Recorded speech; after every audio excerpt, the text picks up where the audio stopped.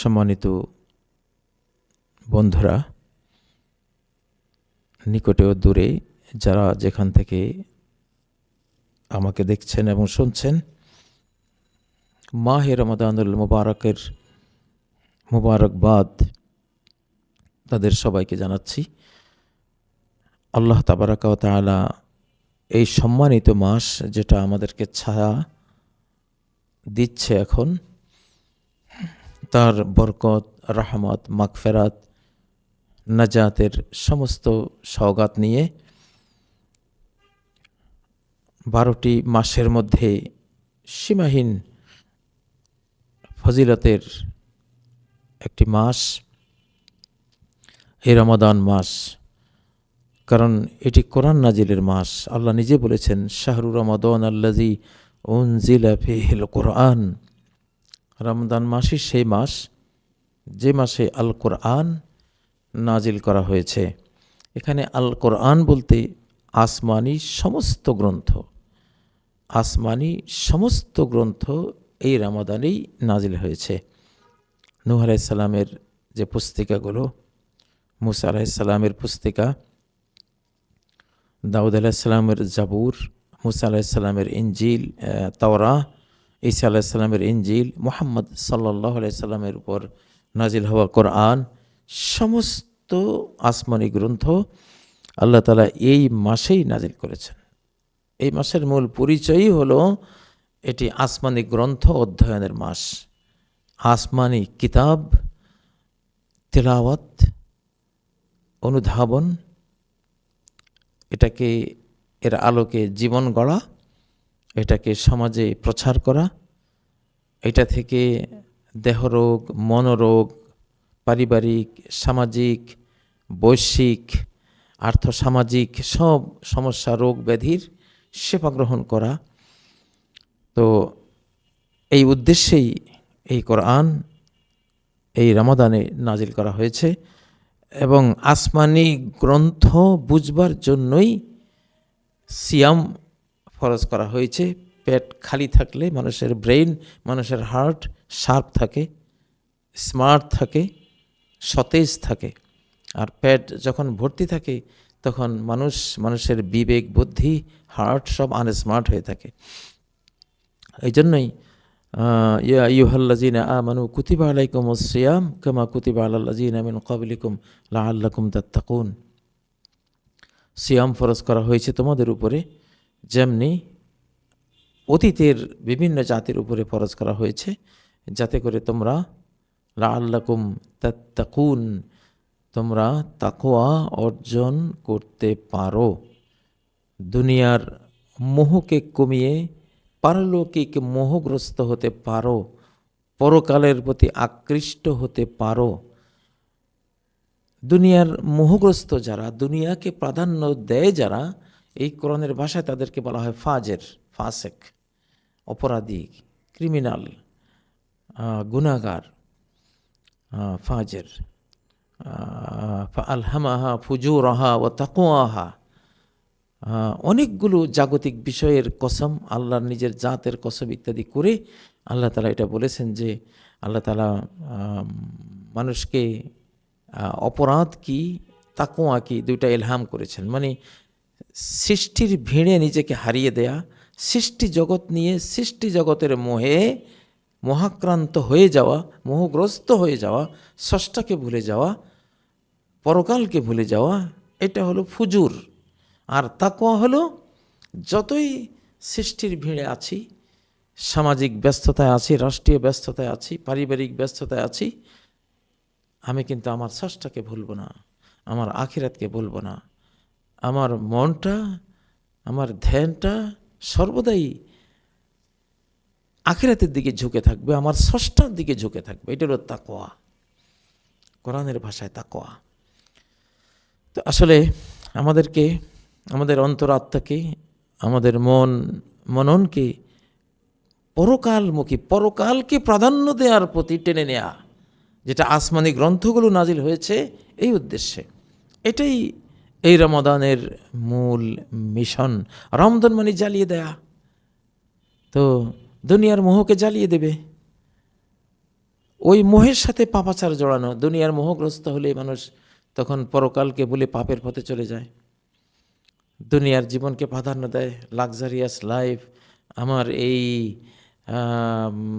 এততলা আমার বাসভবন থাকতে হবে, আমার এত ব্যাংক ব্যালেন্স থাকতে হবে, আমার এমন বাড়ি গাড়ি নারী শাড়ি, আমার এটা সেটা, আমার এই এই এমন এমন থাকতে হবে অতিরিক্ত। তো এটাও ফুজুর, এটা ফাসেকি। আর তাকওয়া হইল তার বিপরীত। রাসূল সাল্লাল্লাহু আলাইহি ওয়াসাল্লামও জীবনযাপন করেছেন পৃথিবীতে, তারপরে তার খোলাফায়ে রাশিদিনও জীবনযাপন করেছেন এই পৃথিবীতে। অর্ধ পৃথিবী করেছ শাসন, ধুলার তখতে বসি, খেজুর পাতার প্রাসাদ তোমার বারে বারে গেছে খসি। এইটাই তাকওয়া, তাকওয়ার জীবন। দুনিয়া আছে, সারা অর্ধ পৃথিবীর শাসক, তারপরে মোহ নাই। মোহটা হলো পরকালের, আখেরাতের, আল্লাহর সামনে দাঁড়াবার, অনন্ত লোকের।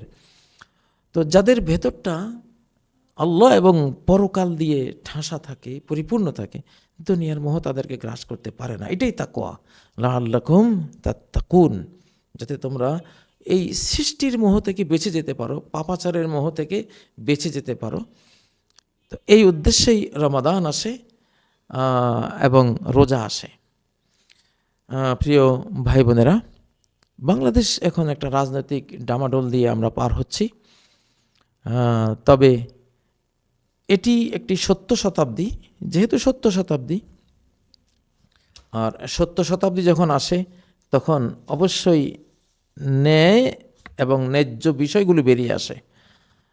আল্লাহ তাআলা নিজে সূরা ইউনূসের মধ্যে বলছেন যে অলিকুল্লি উম্মাতিন রাসূল, প্রত্যেক উম্মতের একজন রাসূল আছে। ফাইজা জাআ রাসূলুহুম, যখন তাদের রাসূল চলে আসে। এখানে রাসূল আসা মানে তিনি জীবদ্দশায় বেঁচে থাকলে তো তিনি সশরীরে আসেন, আর বেঁচে না থাকলে তার আদর্শ যখন আসে, তার প্রচারিত কোরআন, তার রেখে যাওয়া লাইফ স্টাইল যখন সমাজে উত্থান হওয়া শুরু করে, সমাজে আসা শুরু হয়। যেমন আমাদের এই সময়টা 2024 পরবর্তী বাংলাদেশ এবং সারা পৃথিবী, এখানে অলরেডি রাসূল আসা শুরু হয়েছে। মানে রাসূলের আদর্শ, তার সুন্নাহ, তার রেখে যাওয়া আল্লাহ ভক্তি, পারলৌকিকতা ইত্যাদি, এই সব কিছু কিন্তু আসা শুরু হয়েছে।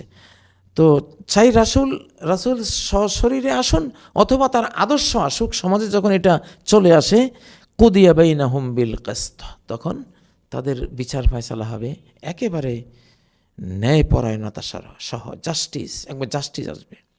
বাংলাদেশে জাস্টিস আসবে ইনশাল্লাহ, জাস্টিস হবেই, কারণ অলরেডি রাসূলের আদর্শ এখানে শুরু হয়েছে, আলহামদুলিল্লাহ, আগমন শুরু হয়ে গেছে। এজন্য রাজনৈতিক ডামাডোল নিয়ে বেশি আপনারা হতাশাগ্রস্ত হবেন না। যেটা সত্য সেটার পক্ষে থাকুন, যেটা ন্যায্য সেটার পক্ষে থাকুন। সত্যের বিজয় অবশ্যম্ভাবী, কোরআন বলছে ফাইজা জাআ রাসূলুহুম কুদিয়া বাইনাহুম বিল কিসত। প্রত্যেকটা বিচারই এখন ধীরে ধীরে ইনশাআল্লাহ ন্যায্যতার দিকে যাবে। একদিনই তো আর এত বিশাল জুলুমের পাহাড় চলে যাবে না, আস্তে আস্তে একটু একটু করে যাবে। এখন হলো সবর করতে হবে ইনশাআল্লাহ। সবর শেষে 1 মাস পরে দেখবেন পরিস্থিতি আরও একটু পাল্টেছে, 2 মাস পরে, 3 মাস পরে আরও পাল্টাবে। তো যাই হোক, সেটা এখন ভালো কাজ, ভালো আমল করলে ইনশাআল্লাহ এই পরিস্থিতি থেকে আমরা মুক্তি পাব। তবে অবশ্যই আমাদের বীরত্ব লাগবে, আমাদের যেই স্বাধীনতার চেতনা সেটা আমাদের লাগবে। আমাদের যে জাতীয় মুক্তির যে সংগ্রাম, সেই সংগ্রামের সাথে কোনো আপোষ নেই আমাদের। আমরা রাতের সন্ন্যাসী, দিনের যোদ্ধা সংগ্রামী, এটাই আমাদের লাইফ, আমাদের রাসূল সাল্লাল্লাহু আলাইহি ওয়াসাল্লামের লাইফ, খোলাফায়ে রাশিদিনের লাইফ, এইটাই সাহাবায়ে কেরামের জীবন, এবং আজ পর্যন্ত সফল মুসলিমদের এটাই জীবন। তারা সবাই দিনের সন্ন্যাসী, রাতের সন্ন্যাসী, দিনের যোদ্ধা সংগ্রামী। তো এটা আমাদের নিজের জন্য, নিজের ধর্মের জন্য, নিজের দেশ বাংলাদেশের জন্য এটা চলবেই ইনশাআল্লাহ। তো কিন্তু সব কিছুই সুন্দরভাবে মোকাবেলা করলে সমাধান আসবে। তো এখন যেহেতু রমাদান, এটি কোরআনের মাস, রাসূল সাল্লাল্লাহু আলাইহি সাল্লাম 1 রাকাতেই 4 পারা 5 পারা পড়ে ফেলতেন তারাবির মধ্যে, কিয়ামুল লাইলের মধ্যে। তার যে 8 টাকাতে মানে কোরআনের যদি 1 রাকাতেই 4-5 পারা হয় তাহলে আপনি 8 টাকাতে তাহলে হিসাব করেন কি পরিমাণ। তো এই ছিল তার তার কেরাতের অবস্থা, বারাকা। হযরত ওসমানের জীবনী আমরা ঘাটলে দেখি প্রচুর পরিমাণে কোরআন তেলাওয়াত করতেন, এমনকি 1 রাকাতে পুরা কোরআন খতম দিয়েছেন, এটা হযরত ওসমান থেকে এসছে। যদিও এটা আমাদের জন্য পালন করার কোনো আবশ্যকতা নাই, কারণ এটা অসম্ভব, রাসূলকে আমরা ফলো করব। কিন্তু দেখুন কোরআনের প্রতি কতটা সিরিয়াস তারা আগ্রহী ছিলেন। হযরত আবু বকর সিদ্দিক তো সারাদিনে কোরআন পড়তেন আর চোখের পানি ফেলতেন আর কাঁদতেন সারাদিন। হযরত ওমর কানা ওয়াক্কাফান ইনদা আয়াতিল্লাহ, কোরআনের আয়াত শুনলে সব কাজ শেষ, সব কাজ বন্ধ, স্টপ হয়ে যেতেন, শুনতেন। সুবহানাল্লাহ। তো এইভাবেই ইমাম বুখারী রাহিমাহুল্লাহর আত্মজীবনীতে লেখা আছে যে উনি 30 দিনে 30 খতম করতেন এই রমজান মাস। ইমাম শাফিঈর আত্মজীবনীতে আছে 30 দিনে 60 বার, প্রতিদিন 2 খতম করতেন। প্রিয় বন্ধুরা, আসলে কোরআনকে নিয়ে হারিয়ে যাওয়া উচিত। এই একটা মাস কোরআন কেন্দ্রিক, কোরআন কেন্দ্রিক, সিয়াম থাকবে আর কোরআন থাকবে। এই জন্য বলা হয়েছে আর সিয়াম ওয়াল কোরআন ইয়াশফাআন, কোরআন আর সিয়াম দুইটাই কিয়ামতের ময়দানে আমাদের জন্য আল্লাহর কাছে শাফাআত করবে। আল্লাহ তাআলা কোরআনের শাফাআতও কবুল করবেন, সিয়ামের শাফাআতও কবুল করবেন। মানুষ কত পীর সাহেবের পিছে দৌড়ায় শাফাআতের আশা, অথচ আমার তো আল্লাহর নাজিল করা যেই কোরআন, আল কোরআন, জীবন্ত কোরআন, এইটা তো আমার জন্য শাফাআতকারী, আমার রমাদানের সিয়াম আমার জন্য শাফাআতকারী। আসলে মানসিক প্রচণ্ড প্রস্তুতি আমাদের নেওয়া দরকার। হালাল খেয়ে সাহরি করা দরকার, হালাল দিয়ে ইফতার করা দরকার, হালাল রুজি রোজগার করা দরকার। যে পাপাচারের সমাজ ডুবে আছে, ফিতনা ফাসাদ এবং জিনা ব্যভিচার এবং অশ্লীলতা বেহায়াপনা ইত্যাদি, যেটা ইলেকট্রনিক মিডিয়ায় ছড়িয়ে আছে, যেটা অফলাইনে ছড়িয়ে আছে, একবারে দেয়ালে, রাস্তাঘাটে, অফিসে, আদালতে, বিদ্যালয়ে, সর্বত্রই তো এখন একটা রোজা ধ্বংসকারী পরিস্থিতি বিরাজমান করছে। এগুলো থেকে যথাসাধ্য আমাদের রোজাকে সেফ রাখতে হবে।